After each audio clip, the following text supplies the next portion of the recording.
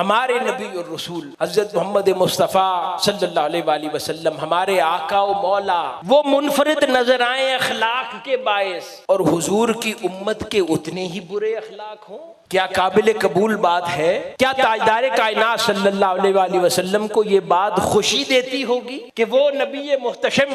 जिनके अखलाक, जिसके डंके आसमानों और जमीनों में बजते हों, उनके पैरोकार हों तो उनके बुरे अखलाक के डंके बजते हों, वो झगड़ते फिरते हों, वो एक दूसरे से लड़ते फिरते हों, एक दूसरे के लिए दिलों में गुंजाइशें न रखते हों, लोगों से मुस्करा कर मिलना भी महंगा पड़ता हो, लोगों के लिए दिल तंग रखते हों, हसद करते हों, गीबत करते हों, बुग़्ज़ और इनाद रखते हों, एक दूसरे के लिए कीना रखते हों, एक दूसरे को कोई कामयाबी मिल जाए तो जलते हों, क्या ये हुजूर के उम्मती कहलाने के लायक है बात? यकीनन नहीं है।